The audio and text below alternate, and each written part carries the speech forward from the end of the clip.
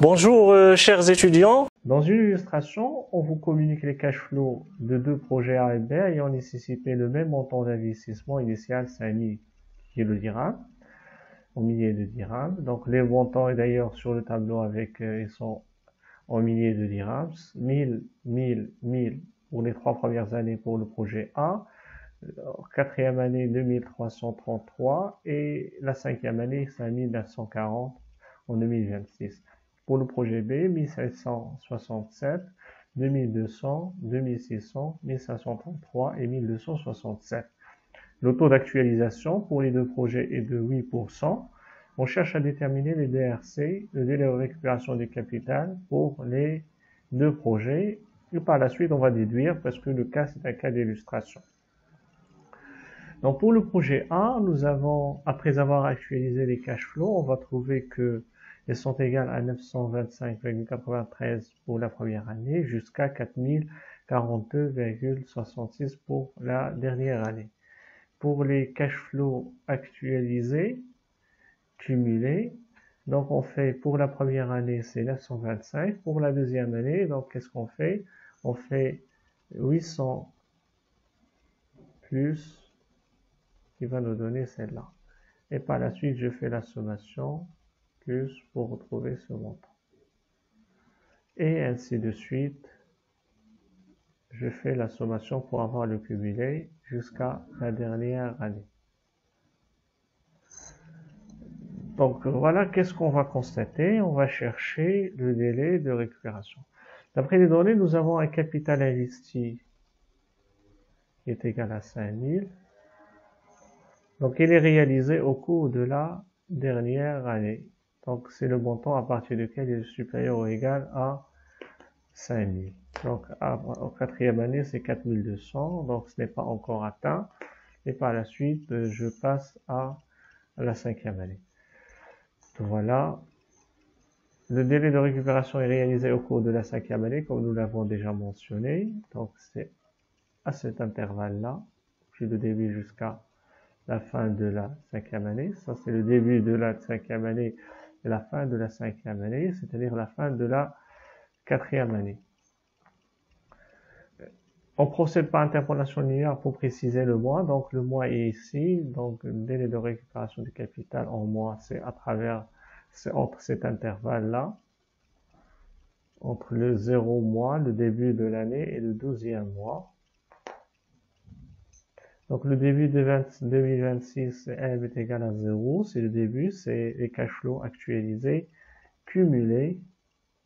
Voilà, cumulés de 2025 qui sont égales à 4291,92. Le DRC est atteint lorsque les cash flows atteignent le montant du capital investi 5000. Et à la fin, donc on a trouvé le montant de 8334,59 en fin d'année, correspond au 12e mois. Donc on fait l'interpolation linéaire de la même façon qu'on a fait pour le tir. Donc c'est le DRC moins 0 plus divisé par 12 moins 0. Et ce qu'on a fait à gauche, on le fait à droite. Donc ce qui va me donner les chiffres suivants. Il ne reste que terminer les calculs, de trouver que c'est 2,1, c'est-à-dire le DRC, il est atteint au 3e mois. Donc le DRC est mars 2026. On fait la même pour le même procédé pour le projet B, donc on calcule les cash flows actualisés et on fait le cash flow actualisé cumulé. Nous avons trouvé que pour l'atteinte de capital investi 5000, elle est atteinte à partir de l'année 2024. Donc c'est à partir du moment où il est égal. On fait la même procédé de l'interpolation linéaire. Donc on va préciser le mois et de la même démarche que nous avons fait pour les calculs, et on va trouver que le 9,13, c'est-à-dire le 10e mois, donc le DRC est octobre 2024. On synthétise nos données, donc on va trouver que après la représentation graphique, donc vous avez Ça, c'est les cash flows actualisés cumulés du projet A, qui est en bleu. Et par la suite, donc je fais pour le projet B. Quand vous constatez ici, c'est 5000, c'est le capital investi. Et il a atteint, ça c'est le délai de récupération. C'est au 10e mois de 2024. Et ça c'est le 3e mois.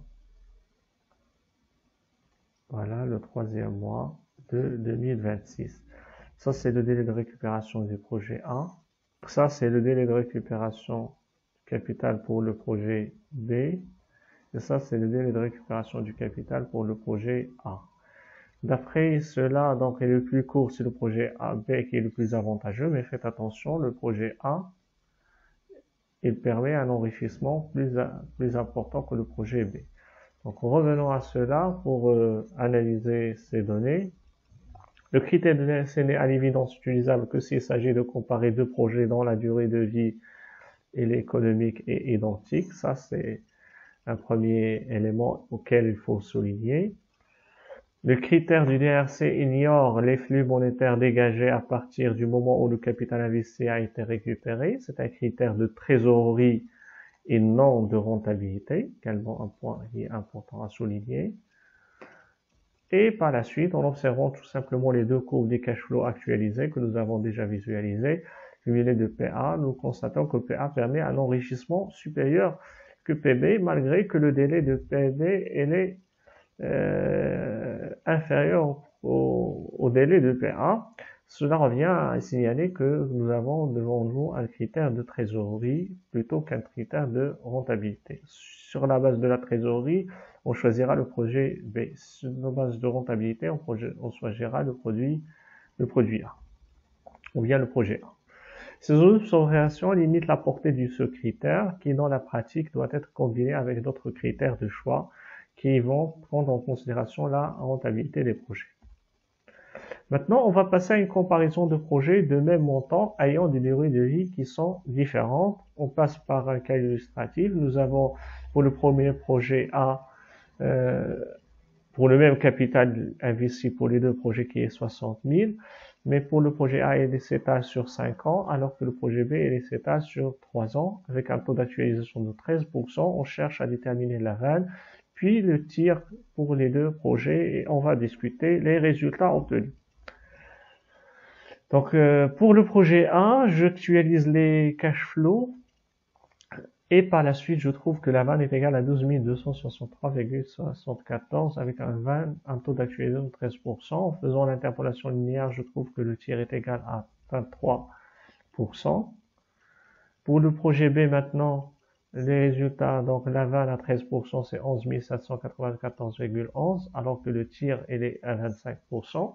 Donc pour mieux visualiser les résultats, donc je dresse le tableau de comparaison suivant.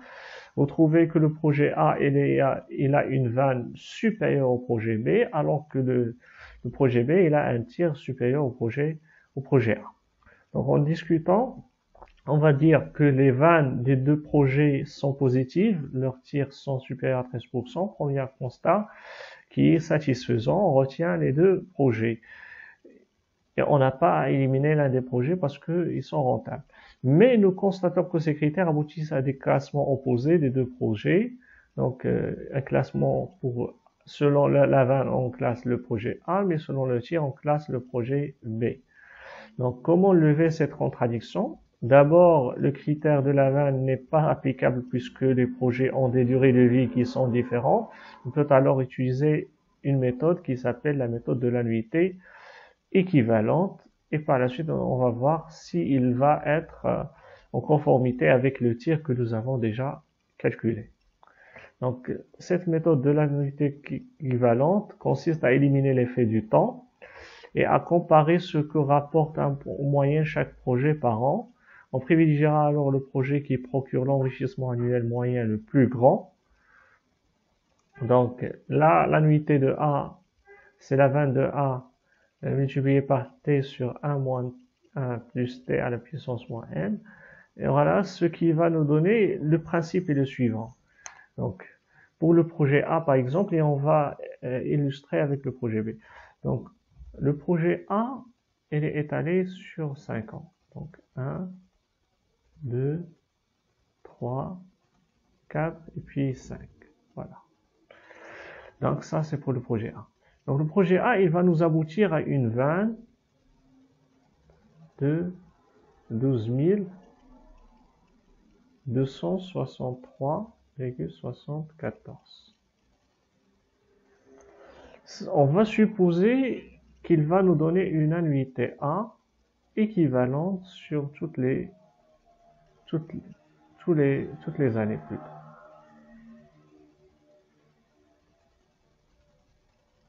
Donc A, AA, AA, AA et AA. Donc, ça c'est pour le projet le projet A. Donc, maintenant, le projet B, comme vous constatez, il va s'étaler seulement sur 3 ans. 1, 2 et 3. Dans ce cas-là, il va nous donner une vanne qui est égale à peu près à 11 000, etc. Vanne du projet B.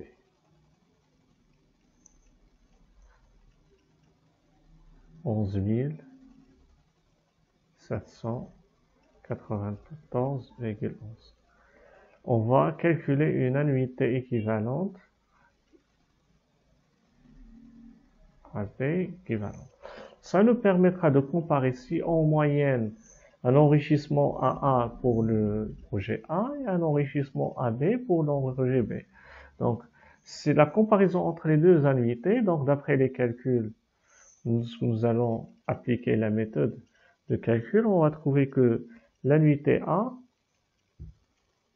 elle est inférieure à l'annuité de projet B. Donc, par la suite, on conclut que le projet B est plus avantageux que le projet A, étant donné qu'il va nous faire un enrichissement annuel supérieur au projet B, mais ce n'est pas sur la même durée, donc ce qui va nous donner un enrichissement annuel de 4995,06. Donc, pour préciser, il convient de signaler que le calcul de l'annuité équivalente permet d'éliminer à la fois l'effet de la taille du projet et l'effet de la durée. Parce qu'on travaille avec la vanne directement, et on fait une annuité équivalente étalée sur l'ensemble des années, ce qui me permettra d'avoir est-ce que c'est un enrichissement annuel le plus élevé. Comparaison maintenant de projets de même durée, mais qui ont des montants différents. On va y avoir encore un cas d'illustration, le projet A et un projet B, avec des durées de la même durée, 5 ans, mais que le projet A, il a un capital investi de 60 000, alors que pour le projet B, il a un capital investi de 100 000. Alors, le taux d'actualisation est de 13% pour les deux projets. On calcule la vanne et le tir, et puis on va déduire. Donc, pour le projet A, on a déjà calculé une vanne de 12 263,74 et un tir de 23%. Pour le projet B, on procède par la même démarche et on trouve que la vanne est égale à 18 488,36 avec un tir qui est 20%.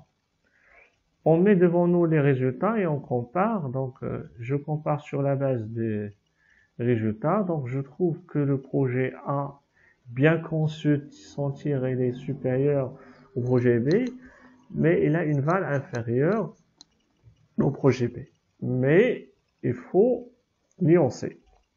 Donc, selon les critères de la vanne, la préférence est accordée au projet B par rapport au projet A, mais cela ne tient pas compte du surplus d'investissement de 40 000 dans le projet B. Ce qui veut dire que, tout simplement, il semble logique qu'un investissement de 100 000 permette un enrichissement net supérieur à un investissement de 60 000 dès lors que l'entreprise reste cohérente dans ses choix. Alors, selon les critères de tir, cela conduit à sélectionner le projet A. Il est préférable d'avoir une rentabilité de 23% sur 60 000 que d'avoir une rentabilité de 20% sur 100 000. Et cela dépend avec toujours la manière avec laquelle sont gérés les 40 000 de différence. Pour préciser, il faut donc utiliser des méthodes qui permettent d'éliminer les incidences de la taille et des projets de la taille de projet d'investissement. Donc, on va revenir sur un indicateur que nous avons déjà vu dans la première séance. Donc, c'est l'indice de profitabilité. On a dit que l'indice de profitabilité permet de déterminer la valeur actuelle dégagée par chaque dirham investi, c'est-à-dire le retour sur investissement. Donc, la formule est la suivante, 1 plus la valeur sur le capital investi. Pour le projet A, on va trouver un indice de profitabilité de 1,20 et pour le projet B, on va trouver 1,18, ce qui va conduire à préférer le projet A, qui est à peu près supérieur au projet B. Pour préciser, cette technique corrige le défaut de la vanne en la rapportant à l'investissement initial. Son défaut est de ne pas traiter la question de l'utilisation des 40 000 de différence qui sont implicitement supposés être rémunérés au même taux que le projet A. Donc, pour que le projet A soit vraiment préférable, il faut que ces 40 000 rapportent au moins la différence entre les deux vannes, soit 6 224. Cette question de l'utilisation de la différence des montants investis permet l'utilisation de ce qu'on appelle les cash flows différentiels. Donc, qu'est-ce qu'on va dire par cette méthode du cash flow différentiel? Donc, c'est ce que nous allons voir avec le cas d'illustration. Cette méthode consiste à comparer les montants investis et les cash flows des deux projets de montants différents et à mettre ainsi en évidence l'investissement différentiel et les suppléments de cash flow successifs obtenus par le projet le plus coûteux. Cet investissement différentiel n'existe pas, donc c'est un calcul théorique sur lequel on peut reprocher, mais il permet néanmoins de voir comment le capital supplémentaire investi est rémunéré en calculant sa vanne, son tir et son indice de profitabilité. Le projet le plus coûteux sera alors choisi si ses performances financières sont satisfaisantes au regard des critères fixés par l'entreprise. Donc, on va illustrer notre calcul avec la même démarche. Donc, nous avons les deux projets que nous avons avec un premier qui a 60 000 et un deuxième qui a 100 000 avec les mêmes cash flows que nous avons vus dans le cas d'illustration précédent. Et on calcule le projet différentiel qui consiste à calculer B moins A, donc 100 000 moins 60 000 et ainsi de suite jusqu'à la fin. Donc, on va trouver les résultats suivants. Donc, le capital investi pour le projet différentiel, c'est 40 000, alors que les cash flows, c'est 5 000, 0, 15 000, 22 000 et 33 000. Donc, on va actualiser ces flux. Donc, ce qui va nous donner, voilà, une vanne pour le projet différentiel qui est égale à 6 224. Elle est bien égale au montant de différence entre les deux. Maintenant, pour préciser, donc le choix dépend des possibilités de réinvestissement des montants différentiels. Donc, le calcul de cash flow ou bien de la vanne différentielle,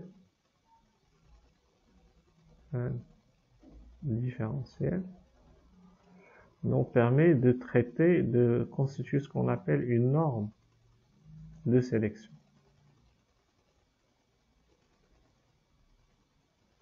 Donc, le choix donc dépend des possibilités de réinvestissement des montants différentiels. Si l'entreprise a la possibilité de consacrer les 40 000 à un projet qui rapporte plus que le projet différentiel, il choisira l'investissement le moins coûteux, c'est-à-dire le projet A. Donc, s'il a la possibilité de réinvestir un projet qui rapporte plus que le projet différentiel, donc le projet différentiel rapporte 6 200, si 40 000 rapporte au moins 6 224, donc sera préférable de s'investir sur le projet A. Ben, s'il a la possibilité de placer les 40 000 dans un projet qui rapporte moins que le projet différentiel, il préférera l'investissement le plus coûteux qui est le projet B. Par exemple, durant cette période de 5 ans, si l'entreprise n'a pas d'autres opportunités de placement que celui offert par le marché financier au taux de 5%, dans ce cas, chaque année, les cash flows seront donc placés à un taux bien inférieur au taux de rendement de l'investissement différentiel. Cette perspective nous conduit à retenir le projet B qui est le plus coûteux. Donc, la méthode de l'annuité équivalente reste également un choix de sélection, ou bien une méthode de sélection.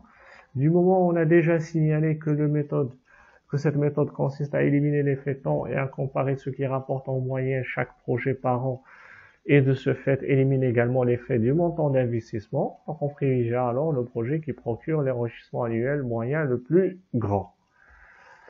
Donc en calculant l'annuité équivalente pour le projet A, on va trouver 3496,76 et pour le projet B, on va trouver 5256,51. Donc à ce critère-là, le projet B est plus avantageux que le projet A. Reste maintenant à discuter le placement des 40 000, etc. Si on veut plus détailler sur le choix des projets. Le troisième point que nous allons traiter, c'est le choix d'investissement en avenir incertain. Donc on peut préférer un investissement dont la rentabilité est faible, mais certaine. Un investissement à rentabilité élevée, mais dont la probabilité de survenance est faible. Donc, il y a un autre indicateur autre que la rentabilité qui est pris en considération dans le choix d'investissement, c'est-à-dire le risque. Dans l'arbitrage risque-rentabilité, tout le problème est l'évaluation du risque. Or, dans les calculs de rentabilité présentés jusqu'ici, que nous avons vu dans le deuxième point, le risque n'était pas pris en compte. Tout se passait comme si les prévisions étaient certaines. Si vous en rappelez, et vous pouvez y revenir sur les séances précédentes, nous avons travaillé à calculer l'aval, le tir, le délai de récupération du capital investi, également l'indice de profitabilité, les différents indicateurs que nous avons calculés, mais nous avons posé comme si les prévisions sur lesquelles nous travaillons étaient certaines, donc il n'y avait aucun risque. Ces prévisions reposent en fait sur des hypothèses nombreuses. Il suffit que le volume du marché se révèle moins important que prévu, la concurrence plus intensive ou les coûts de production plus élevés et la rentabilité du projet s'en trouvera affectée. Donc un aléa dans l'environnement ou bien dans la concurrence ou bien au niveau intérieur de l'entreprise peut rendre les prévisions erronées et par conséquent, il n'y aura aucun effet aux indicateurs que nous avons calculés. Les points d'incertitude sont nombreux et c'est du fait de ces incertitudes qu'il existe un risque ou plutôt des risques. À défaut d'éliminer ces incertitudes, on peut au moins les délimiter pour tenter d'évaluer le risque. Les niveaux d'incertitude. Donc, les incertitudes concernant un projet se situent ainsi à plusieurs niveaux. Donc, nous allons voir 4 niveaux que nous avons choisis, qui sont les plus importants par rapport à l'incertitude relative à un projet d'investissement. Le premier niveau, c'est l'environnement. Il regroupe de vastes domaines sur lesquels l'entreprise n'a pas ou peu de prise. Elle ne doit pas se contenter, c'est-à-dire l'entreprise, de subir, mais anticiper des évolutions possibles dans la mesure où cela peut concerner. Il s'agit de l'environnement politique, par exemple la stabilité du régime, il peut affecter l'entreprise. Dans un régime plus stable, donc les prévisions sont plus sûres, et donc il y aura plus d'opportunités. Dans des régimes où la stabilité, par exemple, n'est pas bien assurée, au niveau politique, ça risque de rendre plus risqué l'investissement de l'entreprise. Au niveau économique, on peut recenser la conjoncture, l'inflation, le taux de change, le quota d'importation, etc. et d'autres éléments.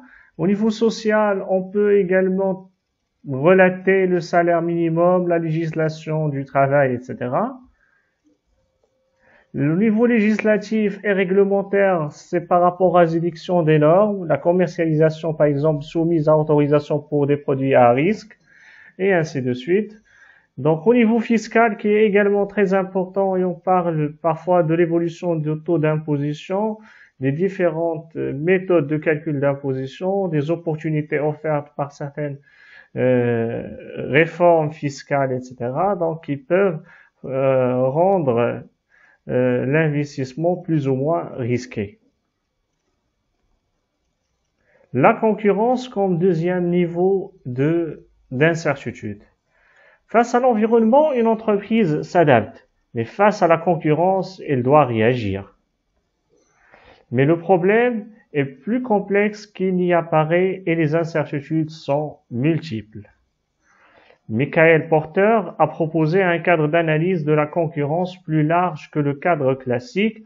À côté de la compétition entre des entreprises d'un même secteur, Porter intègre des entrants potentiels, la menace des produits de substitution et le pouvoir de négociation des fournisseurs et des clients. Troisième niveau d'incertitude, c'est l'adaptabilité de l'entreprise elle-même. En dehors des faiblesses qui peuvent ressortir le diagnostic de l'entreprise, l'incertitude consistera avant tout dans sa capacité d'adaptation par rapport au projet nouveau. Celui-ci peut modifier la structure et l'organigramme. La nouvelle responsabilité sont-elles bien remplies? Le système d'information et de contrôle, c'est-à-dire le tableau de bord, est-il adapté? Les rapports de force sont-ils modifiés? Le développement d'un secteur au détriment d'un autre. Donc ici, on recense la capacité de l'entreprise à s'adapter à un projet et par conséquent, quand on parle d'un projet, il peut être très rentable en termes de ventes, mais par exemple, il va avoir un impact sur la structure de l'entreprise qui sera refuté par les managers. Ou par exemple, le système d'information ne permet pas de travailler avec ce projet. Donc ici, il y a d'autres éléments qui entrent en situation lors d'un choix d'un projet d'investissement autre que le critère de rentabilité et qui sont relatives à l'adaptabilité de l'entreprise en général. Deuxième point également, si une nouvelle technologie est introduite, quelles sont les conditions de son assimilation? Comment s'intègre-t-elle dans un processus existant? Donc ici, on parle de la capacité de l'entreprise à s'adapter aux changements technologiques en général. Les ressources humaines sont-elles adaptées en termes d'effectifs et de formation? Donc, on peut mettre en place un projet d'investissement très innovant, très rentable, mais est-ce que les ressources humaines sont prêtes en termes de nombre d'effectifs, en termes de formation, entre de capacité d'assimilation et ainsi de suite? Donc, l'inertie des comportements, les rapports de force entre dirigeants, les réticents face au progrès peuvent être de sérieux obstacles à des investissements qui bouleversent les habitudes trop bien établies. Et c'est ça ce qu'on voit dans la réalité, dans la pratique, dans le terrain. Au niveau des entreprises, il y a certainement des projets qui sont très innovants, mais à faute de prendre en considération la capacité d'adaptation de l'entreprise en termes de relations, en termes de structure, en termes de ressources humaines, en termes de capacité à assimiler, à adapter au changement, ces projets ne voient pas le jour ou bien ils ont une rentabilité moins que prévu, voire même sérieux problèmes à se mettre en place. Le quatrième niveau d'incertitude, c'est les caractéristiques de l'investissement lui-même. L'incertitude se situe au niveau de la nature de l'investissement. Donc, on a détaillé, donc, on a commencé ce cours dans la première séance, les différentes typologies d'investissement, mais on sait en général que le risque est croissant quand on va de l'investissement de renouvellement à l'investissement de l'innovation. Donc, plus l'investissement, c'est un investissement de renouvellement qui n'a pas une nouvelle technologie, etc., il aura moins de risques. Par contre, un investissement d'innovation, le risque est plus important pour l'introduction de la nouvelle technologie. Est-ce qu'il va être assimilé? Est-ce qu'il va continuer? Est-ce qu'il va être refuté complètement? Est-ce que il y aura des obstacles? Bon, toujours avec l'innovation, il y a des réticents au changement. De sa taille relative, donc un investissement qui double la capacité de production d'une entreprise est plus risqué que s'il augmente de 10%. Donc plus la taille de l'investissement elle est importante, plus le risque il est important avec elle. De sa durée, plus la période elle est longue, plus l'investissement est risqué, car généralement l'avenir est d'autant moins prévisible qu'il est éloigné. Donc c'est normal, un investissement étalé sur 3 ans est moins risqué qu'un investissement qui est étalé sur 5 ou 6 ans. Deuxième point de ce troisième axe, c'est les applications des critères de la théorie des jeux dans le choix des investissements. Donc on le sait avec l'incertitude, on fait appel à certains critères développés dans le cadre de la théorie des jeux, dans un cadre assimilé et très simplifié pour le choix d'investissement, pour la prise de décision de façon générale. Donc, ce cadre de décision en prenant en compte le risque et les réactions des autres acteurs est précisément celui étudié dans le cadre de la théorie des jeux, comme on vient de le signaler. Plusieurs critères peuvent alors s'appliquer au choix d'investissement. On va voir quelques critères les plus utilisés. Donc, pour piloter ces critères, on va utiliser un cas d'illustration. Donc, on va prendre un cas d'une entreprise placée en situation d'oligopole et assurant 30% de la production du marché, le reste se partageant entre les autres concurrents de taille équivalente. Pour accroître sa capacité sa part de marché, elle doit choisir entre 3 stratégies d'investissement. Donc, soit investir en lançant un nouveau produit dans la première stratégie. Dans la deuxième stratégie, soit investir dans une campagne publicitaire agressive ou bien, dans une troisième stratégie, réduire ses coûts en mettant en place un investissement qui réduit ses coûts. Donc, 3 stratégies, 3 scénarios, mais on va entrer en jeu un critère qui constitue un niveau de risque que nous avons pris, c'est la concurrence. Et là, on peut voir également trois situations dans lesquelles il y a une forte concurrence, une réaction forte, voilà, ou bien une réaction moyenne de la concurrence, ou bien une réaction faible. Cela va nous permettre de développer une matrice dans laquelle, à double dimension, donc en fonction de ces paramètres, les dirigeants peuvent établir une matrice des résultats possibles en termes de valeur actuelle nette. Par exemple, dans la première stratégie, on prend en considération, donc on a dit que la première stratégie est le lancement d'un nouveau produit. Donc si jamais on prévoit qu'il y a une forte réaction de la concurrence, c'est R1, donc la vanne sera égale à moins 1600. Si la réaction elle est moyenne, la vanne elle est égale à 1400. Et si la réaction elle est faible, dans ce cas-là, la vanne elle est égale à 3000 dans le cadre de la première stratégie. Deuxième choix d'investissement, dans la première réaction est moins 400. Dans la deuxième réaction, c'est-à-dire moyenne, 1000. Et dans la réaction faible de la concurrence, il y a 2600. Dans la troisième stratégie ou troisième choix d'investissement, donc la première réaction lorsqu'elle est forte, c'est moins 200. Lorsque la réaction elle est moyenne, c'est 1000. Lorsque la réaction elle est élevée, la réaction elle est faible plutôt. Dans ce cas-là, la vanne est égale à 2200. Donc plusieurs vannes qui sont développées en fonction de la réaction de la concurrence. Donc quelle est la question qui doit être posée ici à ce niveau-là? Quelle est la stratégie à adopter? Donc, je vais la noter. Quelle est la stratégie? Donc, c'est-à-dire l'investissement à choisir. Donc, pour répondre à cette question, on va faire appel à certains critères que nous avons développés à travers la théorie des jeux. Donc, le premier critère, c'est un critère appelé Maximin ou bien critère de Wald. Donc, il consiste à quoi? Retenir la décision ou le choix ou la stratégie qui donne le moins mauvais résultat. Le meilleur des moins bons résultats des possibilités. C'est un critère de prudence, donc on est face à la prudence, qui tente de minimiser les pertes éventuelles en prenant le résultat minimum le plus élevé. Donc ici, pour être prudent, je vais être dans la première réaction. Donc je vais supposer que la concurrence, elle est forte. Forte concurrence.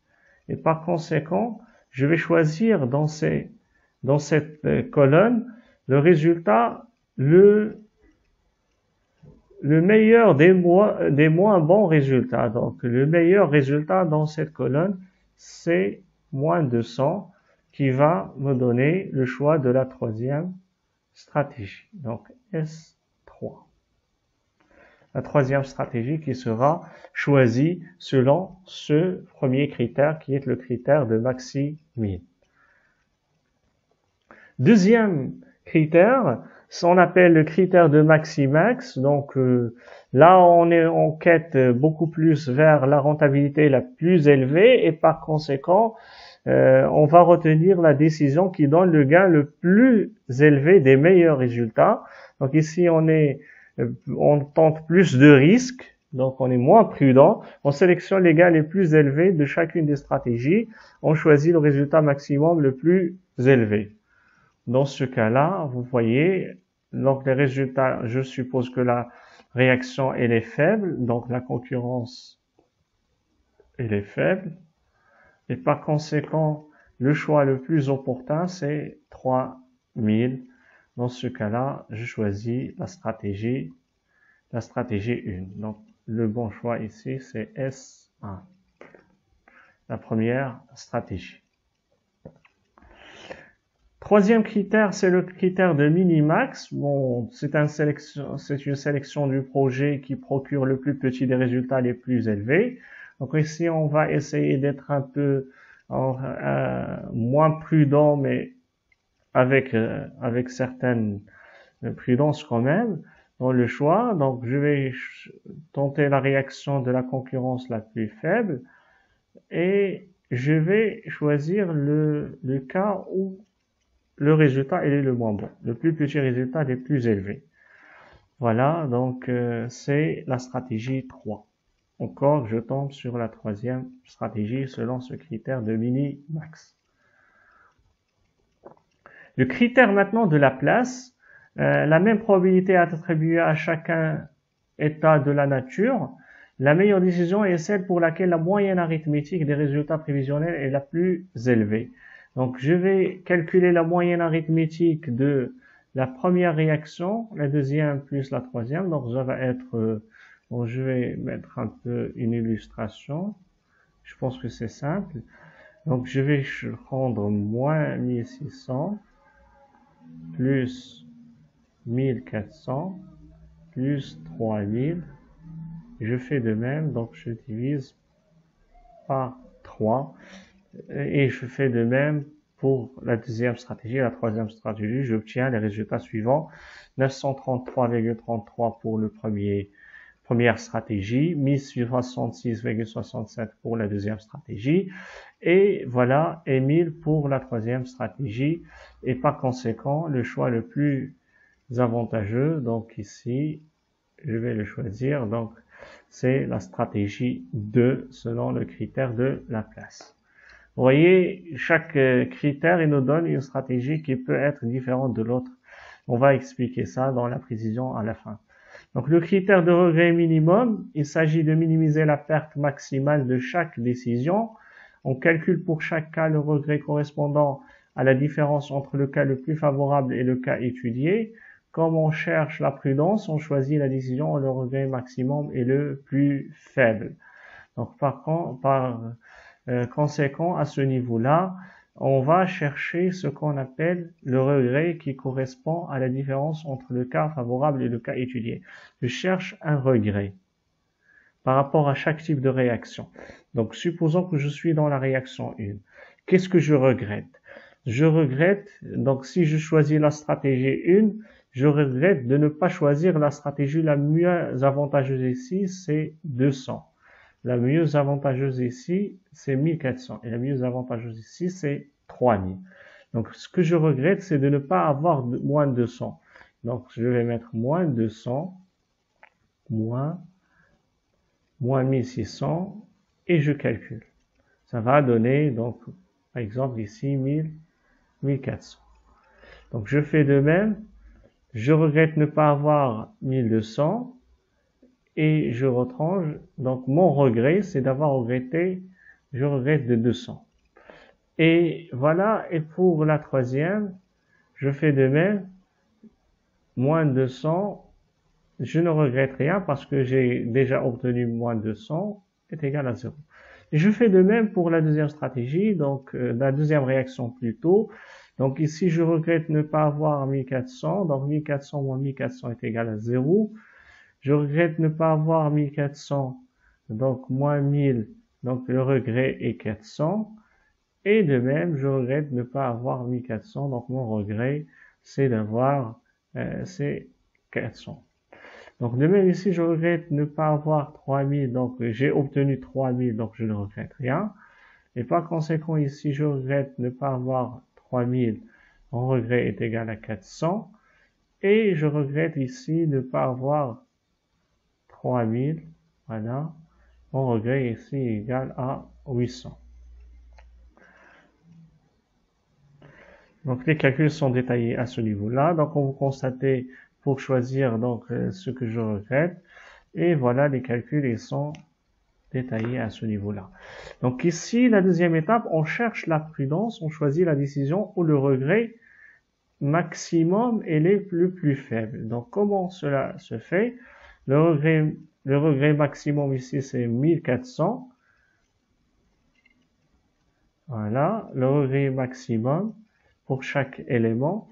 Pour la première, mon regret maximum, c'est 1400, parce qu'ici 0 et 0, donc 1400. Mon regret maximum ici, c'est 400. Je regrette le plus, c'est 400, 400, 200, donc le maximum, c'est 400.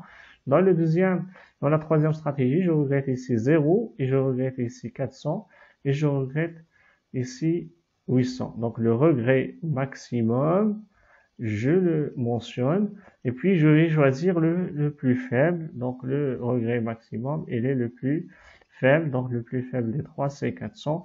Donc dans ce cas-là, je choisis la deuxième stratégie selon le critère de Savage. Un autre critère, c'est le critère de Hurwitz.